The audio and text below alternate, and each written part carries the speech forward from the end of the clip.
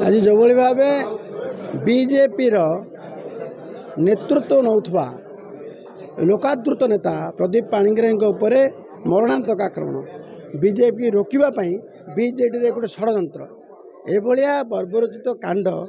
BJD जो करें आज निंदा करुचु एवं बहु अपराध जड़ित स्वाधीन प्रार्थी ब्रह्मपुर विधानसभा आसन पिंटू दास शिवशंकर दास और पिंटू दास जो बड़े पुलिस उपस्थित रे को साहसता को किए देला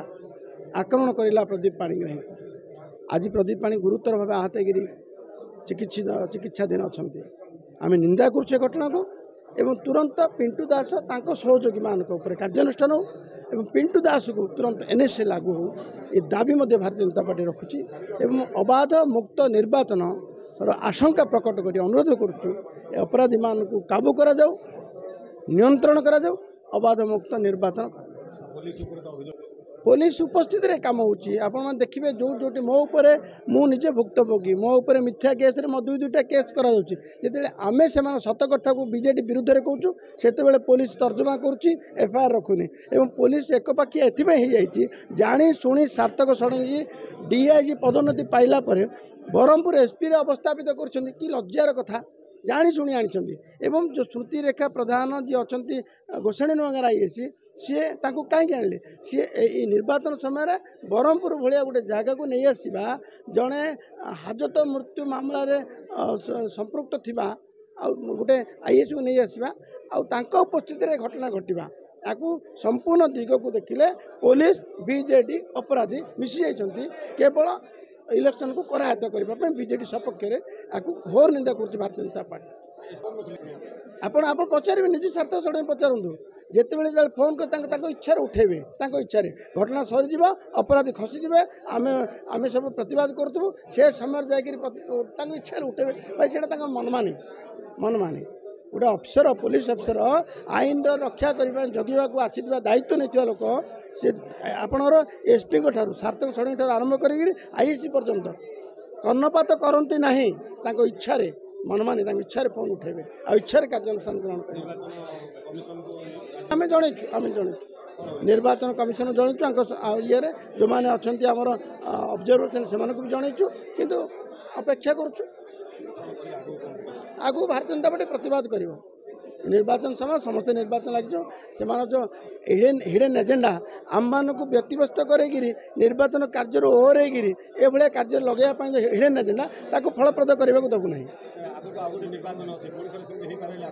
आशंका करुचु निश्चित भाव जार जो प्रकृति से हिंदी हिडन एजेंडा को कार्यकारी करेंगे सब बड़े अपराधी मान को ही सपोर्ट करेंगे विजु जनता दल को ही सपोर्ट करेंगे आहरी मुआ खाऊँ आहरी 25 वर्ष आसबू केंद्रीय नेतृत्व भारतीय जनता पार्टी पूरा सजग अच्छा ओडिशा प्रति पूरा एकदम नजर रखिंट कार्यानुष्ठान जो साधारण निर्वाचन है 13 तारिख में इलेक्शन पूर्व एवं इलेक्शन पर इलेक्शन दिन विजु जनता दलर कार्यकर्ता माने आमर कार्यकर्ता मरणांतक आक्रमण होती आम एफआईआर देछु इलेक्शन पूर्व बहु एफआईआर देछु इलेक्शन दिन इलेक्शन परवर्ती किंतु अद्यावधि कौन सी घटना कार्यानुष्ठान नहीं ना गोलंथरा थाना कथा कहतु के नुआगा थाना कथा कहतु जरड़ा थाना कथा कहतु 3टे जाक थाना एफआईआर किंतु कौन जो बीजेपी द्वारा जो कार्यकर्ता मान जो आक्रमण होती जो आम विजु जनता दल कार्यकर्ता जो एफआईआर देछु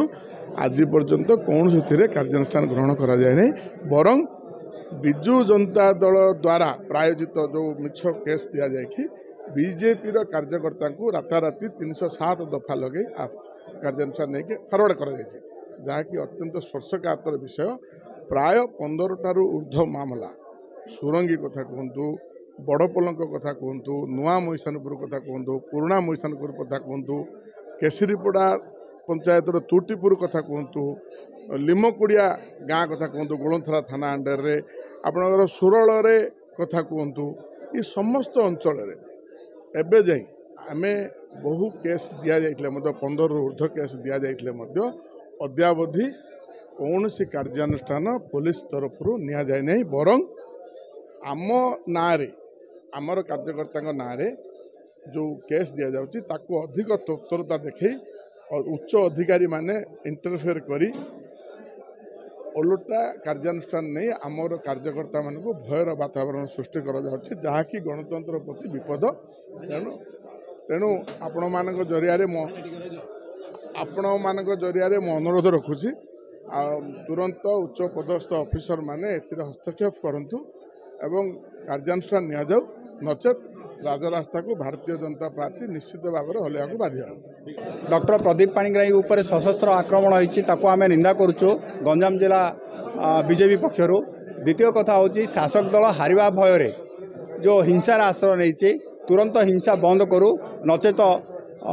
भाजपा आपको सीरियसली नब एवं परवर्ती पर्यायर आम राजरास्ता को आसवा बाध्य हबू।